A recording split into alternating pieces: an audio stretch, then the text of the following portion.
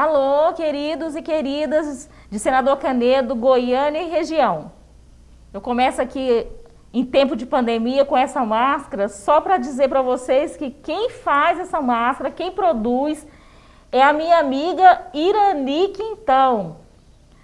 Irani Quintão é ela que faz essa máscara maravilhosa e assim, ó, para nós mulheres, com tiara, fica bem melhor, viu? Mas como eu e o meu entrevistado de hoje estamos a uma distância razoável, eu vou fazer o programa sem máscara, tá bom? Então vamos dar um salve para o nosso amigo Décio Coutinho. Décio, boa tarde, como é que vai você? Salve Carmelita, salve pessoal, um prazer imenso estar aqui com vocês no Criativa Estúdio Cultural para bater um papo bem legal. Muito bem, você, Décio, é administrador de empresas, é especialista em sociedades pós-industriais e organizações criativas? Isso, eu comecei fazendo engenharia e não me identifiquei com o curso, né? Sim. Depois eu concluí o curso na área de administração de empresas e fui trabalhando sempre nessa área de exatas, de administração e gestão. Até que eu conheci a economia criativa, a cultura, o artesanato, o turismo, as músicas, as festas, e aí eu me apaixonei e depois eu fui trabalhar com esse tema das sociedades pós-industriais e organizações criativas. Então você se apaixonou pela parte boa da vida. Exatamente. E a participação do Domênico de Masi na sua formação? Você, para quem não sabe, Domênico de Masi é um cientista, né? Um sociólogo italiano que tem um livro best-seller muito conhecido no mundo inteiro, que é O Ócio Criativo. Como se deu a participação dele na sua formação, Décio? O Domênico foi uma coisa muito importante na minha vida, inclusive essa minha virada para a área da cultura, muito dela tem a culpa do Domênico, né? Quando eu trabalhei no Sebrae muitos anos e eu fui selecionado, participei de uma seleção onde eram 3.000 pessoas para 12 vagas. E eu fui um dos 12, fiquei em segundo lugar e consegui ganhar esse curso, um curso de 9 meses com Domênico de Masi, um sociólogo italiano que escreveu O Ócio Criativo e um grande teórico da criatividade do planeta. E durante 9 meses eu convivi diariamente com o Domênico de Masi, e fui na casa dele em Roma, fizemos uma pesquisa onde eu fiz parte da equipe dele, então trabalhamos juntos e aprendi demais, e a partir daí meu caminho foi trilhado nessa área da economia criativa. Me parece que o Domênico tem um amor especial pelo Brasil, né? Pela cultura brasileira. Sim, o Domênico ele percebe, né, porque ele é uma pessoa visionária que tem uma visão muito importante da história, do mundo, das pessoas, né, por ser sociólogo. Ele percebe no Brasil um potencial imenso, né, de ser realmente um país líder no planeta, e ele sempre fala muito isso. Ele conhece muito a nossa cultura, ele muito amigo de vários artistas, principalmente do falecido Oscar Niemeyer, mas também conhece muito de Caetano Veloso, conhece muito da nossa riqueza indígena, da nossa cultura, mais até do que muitos brasileiros. Verdade, parece que ele é amigo também de alguns ex-presidentes, né? Sim, ele é muito articulado, uma pessoa que tem relações com vários líderes empresariais, políticos, e um professor bastante inteligente e sempre traz novidade na fala dele, nos livros e nas construções. Bom, mas nós estamos aqui para falar de Décio Coutinho, né? Que bom que o Domênico tem participação na sua formação, no seu desenvolvimento. Mas eu quero falar um pouco de Sebrae Goiás. Nós vamos fazer um bate-papo aqui, Décio. Não está dentro as perguntas não estão cronologicamente organizadas. Sim. Mas eu quero saber da sua participação no Sebrae e o que você considera positivo que foi implantado por você no nosso estado através do Sebrae. Porque eu te conheci, você como superintendente do Sebrae, e já ganhou minha admiração já logo de cara, né? Eu sou tua fã e eu quero, assim, quem dera ser sua discípula, fazer metade das coisas que você já fez até hoje. Mas vamos começar pelo Sebrae, mas para aquele que está nos ouvindo, nos assistindo, as nossas perguntas não estão assim cronologicamente organizadas dentro do tempo, do espaço, mas é um bate-papo aqui. Como se deu? O que você desenvolveu no Sebrae que você considera assim, que está aí até hoje, um legado? Então, o Sebrae foi uma das casas onde eu trabalhei, né? Hoje eu não estou mais lá, mas me ajudou demais e eu também ajudei muito o Sebrae, né? E depois desse curso com o Domênico De Masi, eu voltei para Goiás e comecei a liderar um projeto de cultura em Goiás. Pela primeira vez no estado de Goiás a gente tinha um programa de cultura e de economia criativa. E aí nós trabalhamos com 3 frentes que foram as festas populares, o audiovisual e a música. E dentro desses 3 projetos a gente conseguiu trabalhar muito a formação de redes, a questão de acesso ao mercado desses grupos, a organização desses setores. E depois a gente criou um projeto chamado Goiás é Bom Demais. E o Goiás é Bom Demais foi um projeto que trouxe muita energia positiva, valorizou muito a nossa goianidade, mostrou para muitas pessoas que Goiás é um estado de muita rica diversidade, de muita cultura, de muita identidade, de muita tradição e também de muita inovação, muita tecnologia. E aí a gente trabalha com a questão da moda, do rock, do design, uma série de outros elementos. Goiânia é uma cidade muito jovem, Senador Canedo também, e a gente tem nesses jovens, né, um novo Goiás surgindo aí. Então esse projeto Goiás é Bom Demais até hoje é uma referência nacional. O Sebrae Goiás, naquela época onde eu estava liderando esse programa, ele foi o líder no país. E foi tão importante a presença desse programa no sistema Sebrae no Brasil inteiro que eu fui convidado a ser coordenador nacional de cultura durante 2 anos. Eu fui convidado e trabalhei no Sebrae Nacional em Brasília, coordenando os 27 Sebrais, baseado na experiência que a gente implantou em Goiás. O projeto Goiás, projeto que se diz, né, no Sebrae também, né? Projeto. Projeto Goiás é Bom Demais foi inclusive copiado como plano de governo, né? Sim, de governo do estado, né? Sim, foi adotado por vários governos, tanto o governo do estado de Goiás como vários governos municipais também, onde a gente trabalhou várias informações importantes, políticas, pesquisas e uma iconografia do estado de Goiás, que até então não tinha, e nós produzimos uma iconografia. Então hoje tem uma iconografia com mais de 200 ícones à disposição de toda a comunidade do estado de Goiás, gratuita, é só entrar lá no site do Sebrae e foi um dos legados que eu deixei. Hoje é o arquivo, até hoje é o arquivo mais baixado do sistema Sebrae todinho, é a iconografia de Goiás. Que maravilha! E antes disso não tinha esses registros assim sistematicamente catalogados, né? Era tudo feito meio solto, meio fragmentado, não tinha um programa, um projeto que organizasse tudo isso, né? Então dependia muito da boa vontade do gestor, da demanda do público, e nesse momento a gente conseguiu organizar tudo isso aí e trouxe, né, à tona essas riquezas todas, mostrando que a economia de Goiás ela pode ser uma economia muito mais pujante, muito mais estratégica se ela adotar a cultura como um eixo de desenvolvimento.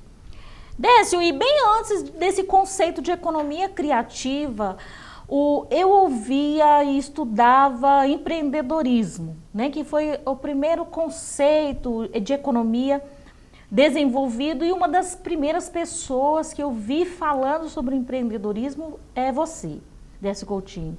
Mas defina para nós o que vem a ser o empreendedorismo, né?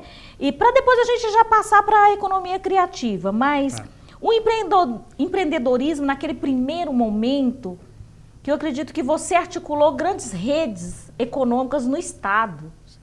Então me fala sobre isso, né? Você como incentivador do empreendedorismo goiano. Eu queria dizer para vocês que eu estou aqui hoje graças à minha grande amiga empreendedora Carmelita, porque eu tenho uma agenda muito pesada, né? E viajo muito, inclusive para o exterior. Mas a Carmelita, para mim, ela é uma referência de empreendedorismo. Ela é uma pessoa inovadora, é uma pessoa que transforma as realidades, que com os poucos recursos que tem ao seu redor, ela utiliza esses recursos ao máximo e consegue, né, através disso, criar novas soluções, resolver problemas e, inclusive, alimentar novos modelos de negócio. Então, para mim, uma grande forma da gente explicar as coisas é apresentando pessoas, e você, para mim, é uma pessoa super empreendedora. Mas o empreendedorismo é isso, é atitude, né? é vontade de fazer as coisas acontecer, é transformação positiva. E a gente percebe que muitas pessoas que trabalham na área da cultura, muitos artistas, não se entendem como empreendedores, não percebem que são empreendedores, e praticamente todos são. Os artesãos, os artistas, são pessoas que pegam uma linha e transformam num tapete, são pessoas que pegam uma semente do cerrado e viram um colar. Então, esse tipo de transformação é empreender, é você transformar o do lixo ao luxo, né? É você conseguir fazer essa transformação positiva. Então, uma das coisas que eu tenho lutado muito, Carmelita, nesses anos todos, é para falar para os artistas que eles são empreendedores e que isso é bom, né? E muitas pessoas, além de não se enxergarem como empreendedores, elas ainda têm preconceito, acham que tem problema ser empreendedor, e eu acho que isso não é um problema, pelo contrário, é uma qualidade, né? É isso, então assim, obrigada pelos elogios aí, né, para me colocar no rol dos empreendedores, mas como eu disse, eu sou sua discípula, eu estou engateando, estou caminhando, mas você passa, eu acho que assim, para os jovens empreendedores, para as pessoas empreendedoras de Goiás, a gente começou a compreender o empreendedorismo a partir de Décio Coutinho. E uma coisa interessantíssima que sempre me despertou a curiosidade sobre essa forma didática que você tem de liderar. Você lidera, mas de forma didática, ensinando as pessoas como chegar. E você criou uma ligação muito interessante entre empreendedorismo e valorização da cultura. Né? Que foi uma das primeiras pessoas no mundo, né, que fez isso. Ligar, como que você empreende culturalmente, como que se empreende valorizando a cultura, fomentando a cultura. E um exemplo disso é o artesanato em Goiás, que eu gostaria muito que você falasse sobre isso, porque é um outro legado de Décio Coutinho em Goiás. Eu sou amiga das artesãs de Goiás, tem um grupo no qual eu tenho a honra de fazer parte, as meninas estão assistindo, estão todas ligadas, mas que ali transforma vidas. Aquelas meninas foram tão bem preparadas na gestão do Sebrae, no Sebrae, que elas geram frutos, né, que vai só aumentando. Então, me fala sobre isso, o artesanato em Goiás. Como você conseguiu criar essa rede? Não só criar, mas acho que formatar, desenvolver, de forma que elas hoje empreendem, ganham dinheiro, geram riqueza através do artesanato. Carmelita, uma das coisas que a gente percebeu é que a gente tinha eu conheço o estado inteiro de Goiás, tem 246 municípios, eu conheço 240. Tem 6 que eu não conheço. Mas eu conheço quase todo o estado e ainda vou conhecer. E nessas minhas andanças pelo interior de Goiás, eu vejo, né, tanta riqueza, e aí eu dizia, a pessoa fazia um trabalho com buriti, com palha, com bananeira, com barro, com papel, e eu dizia, você conhece fulano de Uruaçu? Não conheço. Aí ia lá para a Chapada dos Veadeiros, você conhece a dona Maria lá de Olhos d'Água que faz isso? E a pessoa, não conheço. E aí eu comecei a perceber que os artesãos, eles tinham uma riqueza imensa, mas que era desconhecida, que ficava dentro das casas e que as próprias pessoas da cidade não tinham uma feirinha para comprar, não tinha como acessar esse artesanato. Então, o que eu entendi? Que o mais importante para o setor econômico do artesanato era a gente conseguir colocar os 246 municípios goianos para se conhecerem. Todo município de Goiás tem artesão. Todo município. É o setor econômico mais presente no estado. Se você pensar assim, o que tem no município, o menor município do estado de Goiás? Aí você vai lá, tem uma padaria, deve ter um posto de gasolina, às vezes tem um município que nem posto de gasolina não tem, às vezes tem um açougue e tem artesão também. Então é um setor econômico muito presente, o mais presente em todo o estado de Goiás. E de uma riqueza profunda e tremenda, só que essa riqueza estava escondida dentro dos baús das casas, das fazendas, dos ranchos e do interior de Goiás. Então, o que eu fiz ao assumir o projeto de artesanato? Vamos fazer um grande encontro estadual de artesãos. E esse encontro foi precedido de 14 encontros regionais. A gente fez como se fosse uma conferência estadual de artesanato, fizemos conferências regionais de artesanato, conferências municipais e elegemos delegados. Esses delegados foram quase 400 delegados. A gente ficou lá 3 dias dentro do distrito de Olhos d'Água, em Alexânia, discutindo uma política pública para o artesanato goiano, um plano de 10 anos para o artesanato goiano, e mais do que discutindo isso, eles se conhecendo, eles se encontrando, eles trocando, e hoje eles fazem feira, hoje eles, um convida o outro, você está vendo que você está nos grupos, né? A coisa, ela se multiplicou de uma forma tão grande, através do quê? Da arte do encontro. Então, eu fui, né, abençoado, tive essa luz e entendi que o importante era fazer com que as pessoas se encontrassem e investir nisso, nesses encontros. Então, antes de formar, da questão de formar o artesão como um produtor cultural, formar a consciência dele, de que a arte que ele desenvolvia não precisaria ser só um hobby, mas que aquilo gera riqueza. Houve todo um trabalho, então, de garimpo. Você garimpar e moldar, lapidar essas pessoas para chegar ao que nós somos hoje, né? Eu quero mandar um grande abraço ao Juliano, que foi uma das pessoas que me fez conhecer o trabalho do Décio no Sebrae, Goiás. Juliano, um grande abraço.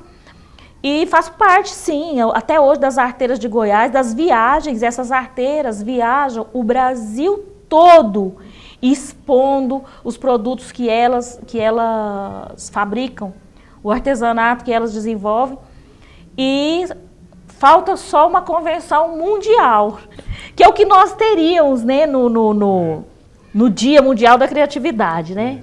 Me fala do Dia Mundial da Criatividade. Como que se deu isso? Como que você é o representante mundial em Goiânia. Você é o líder mundial em Goiânia que representa a criatividade. Isso. Como que se dá isso, Décio?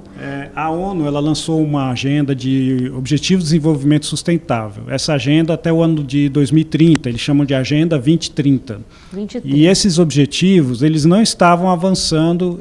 Eles fizeram uma reunião em 2014 e perceberam que não estava avançando. Em 2017 fizeram outra e perceberam que não estava avançando os objetivos. Eles entenderam que eles precisavam estimular a criatividade e estabeleceram em 2017, o dia 21 de abril, como Dia Mundial da Criatividade. E mandaram uma correspondência para os 93 países que são filiados à ONU, informando que eles fizessem, no dia 21 de abril, todos os países fizessem um evento para celebrar o Dia Mundial da Criatividade, que essa celebração estimulasse os objetivos de desenvolvimento sustentável do planeta. E aí nós assumimos essa função, a ONU nos indicou aqui no estado de Goiás. Em Goiânia foi a primeira cidade do estado, e esse ano teve Rio Verde também, e eu fui eleito, né, como representante, o líder local do Dia Mundial da Criatividade, com muito orgulho, né? Eu faço parte de várias redes mundiais e várias redes nacionais, e sempre, né, aqui em Goiânia, em Goiás, valorizando a nossa cultura. E recentemente, o ano passado, você esteve em Dubai, né? Esteve em Dubai palestrando sobre criatividade, sobre economia criativa. Em Abu Dhabi, em Dubai, nos Emirados Árabes, né, do outro lado do planeta, na Ásia. São 20 horas de voo para chegar lá, depois do Oriente Médio, da Arábia ali. E a gente percebe que é uma outra cultura completamente diferente da nossa, muita riqueza, muito petróleo, mas eles têm muito dinheiro, mas eles têm uma certa limitação de criatividade, porque são poucas pessoas que moram lá, e é uma cultura muito específica, né? Muito rígida, muito específica. Então, nesse sentido, o Brasil é uma referência, e a gente foi lá compartilhar um pouco da nossa experiência. Correto. Para você, Décio Coutinho, existe uma diferença entre economia criativa e economia da cultura? Como que você vê esses conceitos? Economia criativa e economia... Primeiramente, o que é economia criativa? Então, economia criativa é economia que é fruto da criatividade, né? Ela trabalha com tecnologia, trabalha com criatividade e trabalha com o ser humano. E a economia da cultura ela está dentro da economia criativa. A cultura é o coração da economia criativa. Então a gente tem como se fosse a economia da cultura e a economia criativa maior, onde a economia da cultura está dentro. A economia da cultura seria baseado mais nas artes, na música, na dança, no teatro, literatura, né, e assim em todas as artes. E a economia criativa agrega, além dessas artes, ela agrega também a questão da gastronomia, da moda, da publicidade, do audiovisual, e tudo que a gente está aqui. Isso, né? Aqui é economia criativa, o turismo, né? Então, a economia criativa ela é a economia da cultura mais alguns outros setores juntos. Então, a economia da cultura seria algo dentro, mas é o principal, é o coração da economia criativa. Correto. Qual a importância? Agora vamos falar um pouco de política pública para a cultura? Décio Coutinho, para você, qual a importância de um município ter um plano municipal de cultura? O município pensar um plano municipal de cultura, desenvolver um plano municipal de cultura, assim como você, quando entrou no Sebrae, não tinha nada disso, existia lá. Mas você começou o planejamento estratégico, né? Como que se dá isso e qual a importância para o município? O município, o plano municipal de cultura para um município é como você fazer uma viagem sem saber para onde você está andando. Então, você imagina que você vai fazer uma viagem para Inhumas. Sim.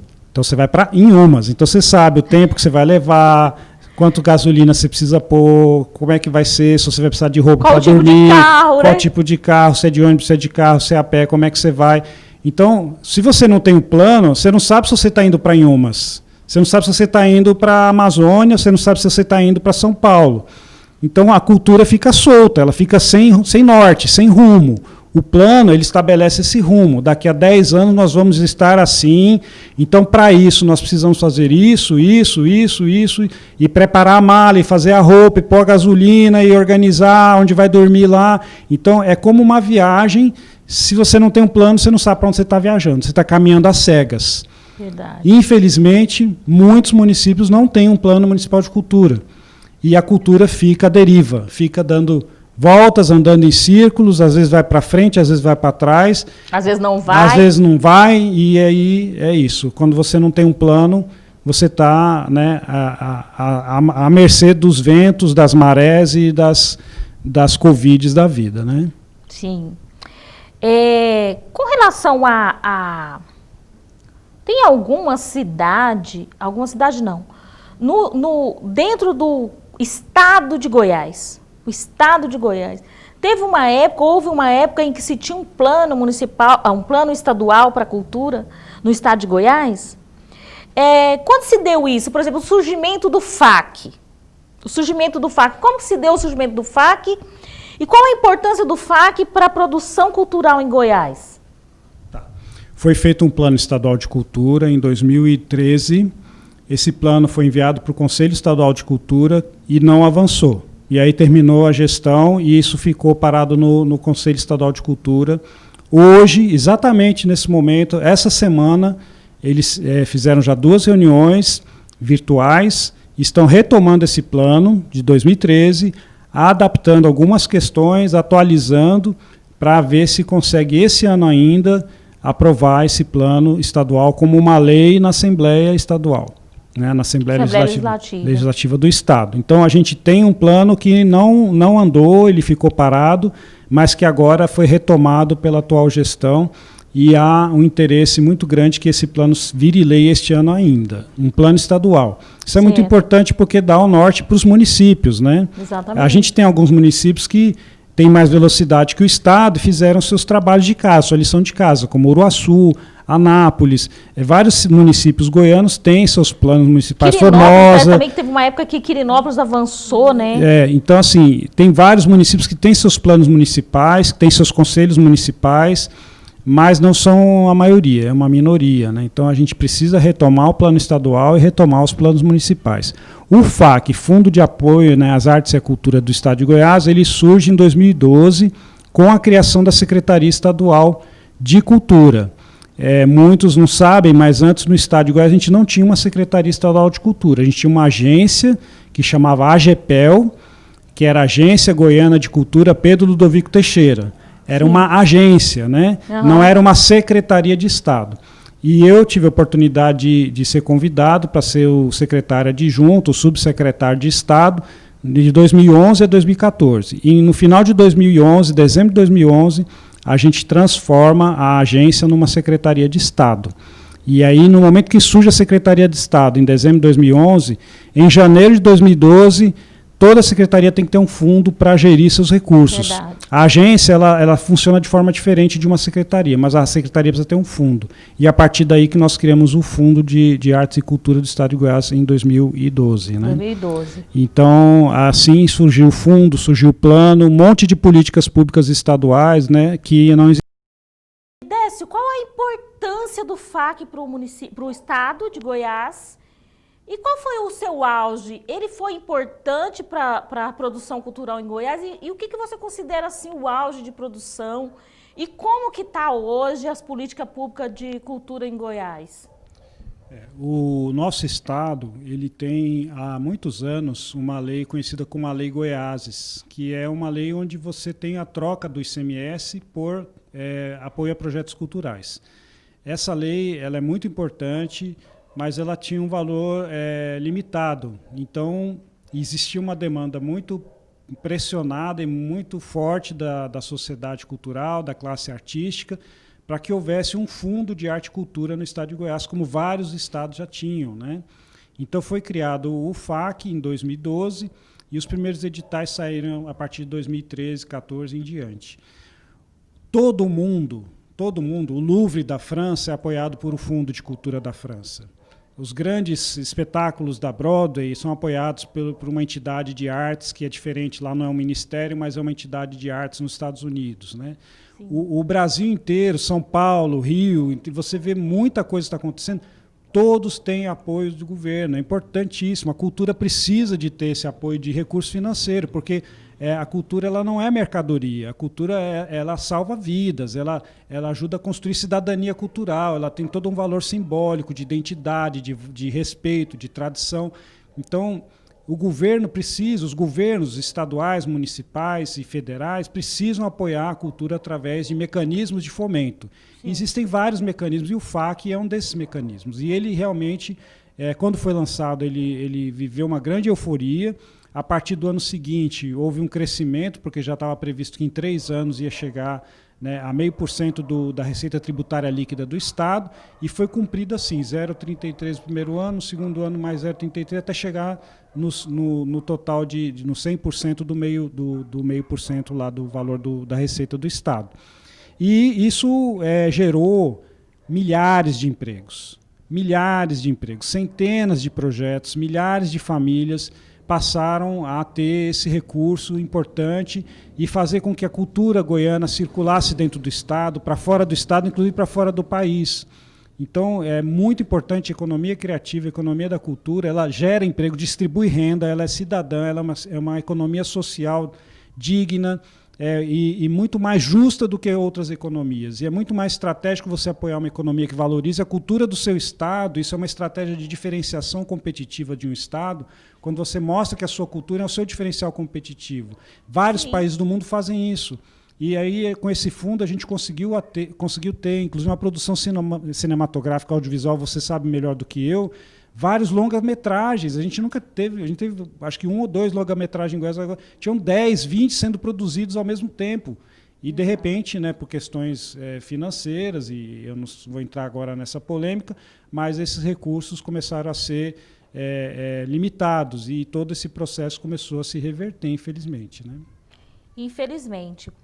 Agora, tem uma iniciativa que eu achei muito salutar para o estado de Goiás, mas que eu acho que que está parado, travado, que foi a criação do consórcio das estradas de ferro, consórcio turístico das estradas de ferro, que era o retorno do trem turístico.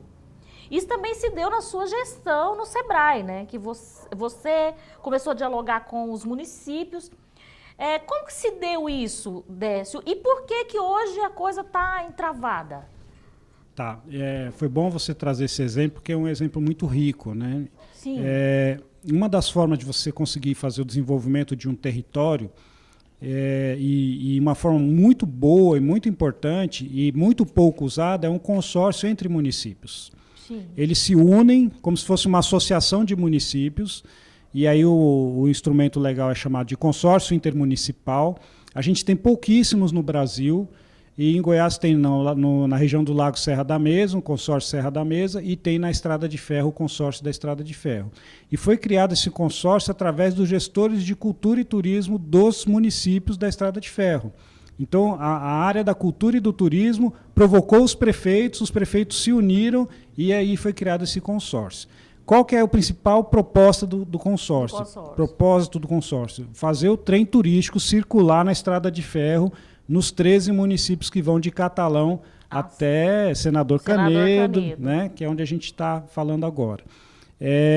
Qual que é a questão que está pegando? É a questão técnica de trem. É bitola de trilho, é a máquina que vai puxar, é a licença para liberar esse traslado e estudos técnicos e científicos que estavam para ser feitos ano passado, esse ano, e que ainda não foram feitos, um estudo de viabilidade econômico, financeira e técnica para dizer o trem pode passar, com quantas pessoas, em quanto tempo, qual é o tempo que ele para em cada cidade, quanto vai custar o ingresso, isso vai dar lucro, vai dar prejuízo, como é que vai funcionar. Então, houve a união dos municípios, os municípios estavam já no ponto de contratar esse estudo, e esse estudo, pelo que eu estou sabendo, ele está parado depois desse processo todo da crise, né? Então, o que faltou foi essa parte técnica para liberar o trânsito da Maria Fumaça. Tá. Você é um consórcio intermunicipal. Em que os municípios entrariam? A reforma das estações, a reforma da linha de trem, no que compete, que está dentro de cada município, isso fica a cargo do município? O consórcio, ele vai ativar os responsáveis. Então, se é patrimônio federal e é o IPHAN, o consórcio provoca o IPHAN para o IPHAN ir lá restaurar a estação de ferro. Se ele precisa de a questão da ferrovia e há uma rede ferroviária federal que tem que liberar, eles vão atrás dessa rede. Se depende de um Ministério Público, o consórcio vai acionando os responsáveis por cada etapa. E eles estão fazendo isso com maestria. O problema é que chegou num ponto assim, ok, está tudo pronto, agora tem que ter autorização para rodar. E essa autorização exige esse estudo. Como você vai construir uma usina siderúrgica, uma usina de água, né, você precisa fazer um estudo de impacto ambiental. Assim também é o trem. Você tem que fazer um estudo econômico, financeiro e técnico para saber se esse trem... É como se fosse um EIA-RIMA, como se fosse um estudo técnico. É um estudo pesado, que demora muitos meses para ser feito, e tem que ser feito por técnicos, e no Brasil, me parece, só tem 2 técnicos competentes para fazer esse tipo de estudo. Então, eles estão em parceria já com várias estradas de ferro do Brasil, que tem várias funcionando, Tiradentes, no Sul, e eles têm trabalhado no interior de São Paulo, então eles têm trabalhado em parceria com essas outras iniciativas para conseguir viabilizar, e é um processo que eu acho que não termina esse ano em virtude da crise da pandemia, mas que em breve a gente vai ver o trem rodando aí. Que assim seja. Que assim seja. Bom, as suas considerações finais, nós estamos em época de Covid-19, nós estamos em época de pandemia. É possível produzir em época de pandemia? Como que você vê isso? Para que rumo nós estamos indo e para que rumo nós devemos ir? Décio Coutinho, é possível produzir em plena crise de pandemia?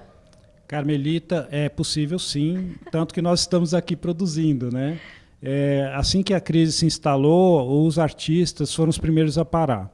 O turismo e a cultura foram os 2 primeiros setores a pararem, né? E esses são os setores que vão voltar por último. Mas imediatamente a gente começou a ver um movimento de alguns artistas já indo para a internet, alguns grupos de teatro, alguns debates, e aí começaram a surgir as lives, né? As próprias lives desses cantores sertanejos, o pessoal do axé, principalmente do mainstream.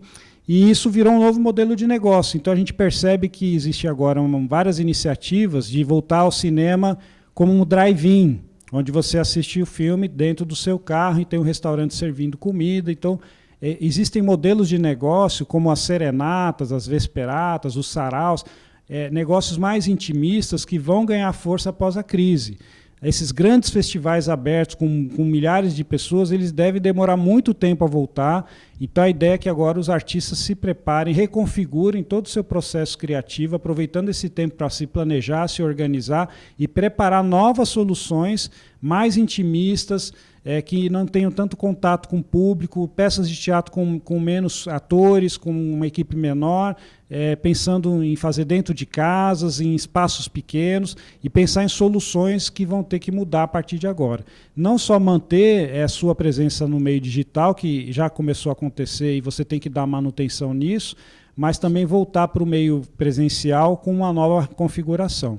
Não é simples, muita gente está passando dificuldade, infelizmente a gente está tendo muitas mortes, é um momento dramático no país, mas a gente acredita muito, eu penso muito positivo, de que a arte e a cultura vão ser a solução pós-crise, que a cultura vai reconstruir as nossas vulnerabilidades sociais, os nossos problemas de saúde mental, a cultura é terapêutica, a cultura salva vidas, e a gente tem que entender isso e apostar nisso. E isso tem que ser uma estratégia de reconstrução pós-crise. Muito bem, nós tivemos aqui conosco, eu falo que ele é o grande mestre da economia criativa no mundo, em Goiás, no Brasil e no mundo, Décio Coutinho, com o seu recado dizendo para nós continuarmos, persistirmos, e a necessidade, né, Décio, de políticas públicas para isso, né? Que nós não abrimos mão. Cultura é um direito, os gestores políticos têm que pensar também um novo formato, fomentar essas artes, seja ela de forma virtual, seja ela de forma presencial, num novo formato, como Décio Coutinho está falando. Décio, é um prazer ter você aqui. Muito obrigada, viu? Eu que agradeço. O prazer é meu, alegria e honradíssimo com o seu convite. Sou seu admirador, sou seu fã e continue firme nesse seu empreendedorismo criativo. A recíproca é a mesma e multiplicada, tá, gente? Esse programa tem o apoio da Silvana Temperos, da Irani, que faz essas máscaras maravilhosas, e também da Carlinha, Doces e Bolos. Nosso muito obrigada ao nosso parceiro Leon Arce, que é do Conexão TV, em parceria com o Jornal Imprensa Criativa. Bye, bye para vocês e até mais.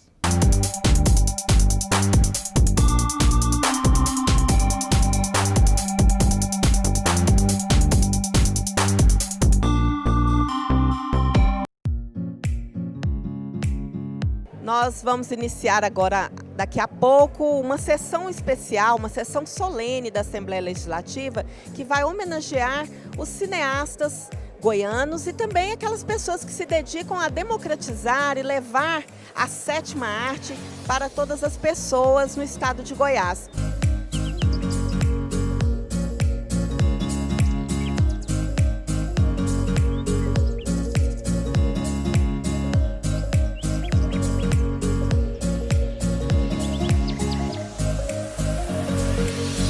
Nós estamos no Dia Internacional do Cinema, uma arte que é uma das maiores expressões da nossa cultura, da vivência, dos problemas, dos sonhos e emoções de um povo. E tanto no país como em Goiás, nós vivemos um momento de ataque à arte, de ataque ao conhecimento, ao saber, à educação. E com o cinema não está acontecendo diferente. Sofre ataques no que diz respeito ao orçamento, mas também à liberdade de manifestação, havendo pensamentos de censura na nossa sociedade. E aqui em Goiás também vivemos uma época de grandes dificuldades e cortes financeiros, não havendo estímulo para que as pessoas possam produzir arte e nem tampouco levá-la para a população. Então, eu pensei em realizar uma homenagem às pessoas que se dedicam à questão do cinema em Goiás, em suas mais variadas formas, e trazer, né, a visibilidade à vida dessas pessoas. Por isso é um dia muito especial para mim. Acredito que aqui na Assembleia Legislativa de Goiás nunca aconteceu uma homenagem neste tema e por isso uma grande felicidade. Um dia especial para a gente comemorar, eu acho que comemorar os avanços que o cinema teve nos últimos anos no Brasil. A gente tem sido premiado em Cannes, no Festival de Berlim, nos festivais mais importantes do mundo nos últimos anos. Então eu acho que essa comemoração, eu acho que é importante celebrar o avanço que a gente tem tido nos últimos anos. E em Goiás, regionalmente, temos muito o que comemorar também, especialmente depois dos cursos de formação da UEG e também do IF. Isso é muito importante para nós que trabalhamos com o cinema, lutamos pelo cinema de Goiás, né? Então fiquei muito feliz. É bacana a gente pensar em espaços como esse, principalmente no momento de desmonte do audiovisual brasileiro que a gente vive hoje. E acho que, principalmente para mim, acho que tão jovem assim, tipo, ainda na faculdade, tá do lado dessa galera que tá há tanto tempo fazendo cinema em Goiás, lutando nos perrengues, assim. Eu acho que é importante, é bacana ver esse movimento, o pessoal conversando, de realmente valorizar o que a gente faz e ver que tem gente que reconhece isso. Então é muito legal que essa ação da parlamentar Adriana Cossi seja feita. Tomara que sejam feitas mais outras ações, tomara que seja criado o Dia Goiano do Cinema, como tem o Dia da Animação. Isso é mais importante. Agora, o que é mais importante mesmo é a relação da que as pessoas possam produzir seus filmes. Isso que é o mais importante. Poder reunir tantos cineastas, produtores e produtoras, realizadores, dentro de um evento onde o cinema é reconhecido como um patrimônio material e imaterial do Estado. Eu acho muito importante ações como essa, no momento que a gente está vendo o descaso, o sucateamento de políticas públicas voltados à realização, ao investimento em realização audiovisual, tanto em nível federal quanto nível estadual. Isso é muito importante para a gente, pelo nosso reconhecimento que a gente tem aqui, não só em Goiás, mas talvez no mundo inteiro, né? E é bem importante a gente estar sendo homenageado para que a nossa cultura do cinema sobreviva aqui em Goiás e perpetue aí por muito mais tempo. Todo o reconhecimento, a produção cinematográfica e a exibição, ela é importante. Nós do Cineclube, da União de Cineclubes de Goiânia, nós já recebemos esse ano, em maio, uma homenagem ao Dia do Cineclubismo. E nesse momento acabamos de receber uma homenagem pelo Dia Mundial do Cinema. Todo o reconhecimento, todo o processo de consolidação que nós estamos passando nesse momento, ele reforça, ele amplia as possibilidades do cinema goiano. Bom, esse evento tem grande importância para nós, realizadores, cineastas, diretores do estado de Goiás, que eu acho que é um evento inédito. Desde que nós passamos a conhecer cinema dentro do estado, essa homenagem eu acho que ela foi única. A gente está num momento muito crítico, político, falando no nosso país, em que o cinema está sendo boicotado por todas as áreas. Então, quando tem uma iniciativa dessa que a gente pode estar aqui mostrando o nosso trabalho, por que a gente escolheu essa profissão, é muito bom, mas é de muita resistência também.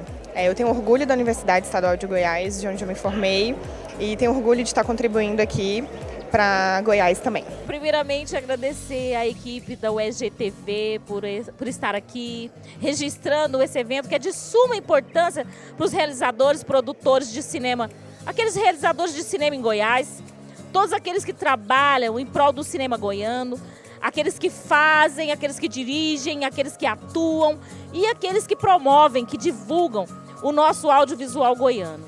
Então é a primeira vez na história dessa casa, na história da Assembleia Legislativa do Estado de Goiás, onde o número significativo de cineastas são homenageados. Tivemos 57 homenageados. Dentre eles, os diretores formados pela UEG, diretores novos que estão aí produzindo, e também aqueles que são pioneiros, que estão há mais de 40 anos produzindo cinema em Goiás. Participar de um evento como esse aqui na Assembleia Legislativa de Goiás é uma honra e uma alegria, sobretudo ao ver, dentre os homenageados, tantos egressos do curso de Cinema e Audiovisual da Universidade Estadual de Goiás. Sem sombra de dúvidas, essa é a grande honra, acho que a grande alegria, enquanto professor do curso de Cinema, ver tantos egressos nossos aqui sendo homenageados. Isso é um exemplo tácito do papel e da importância da universidade na formação dos profissionais que atuam nas mais diversas áreas da produção cinematográfica e audiovisual de Goiás.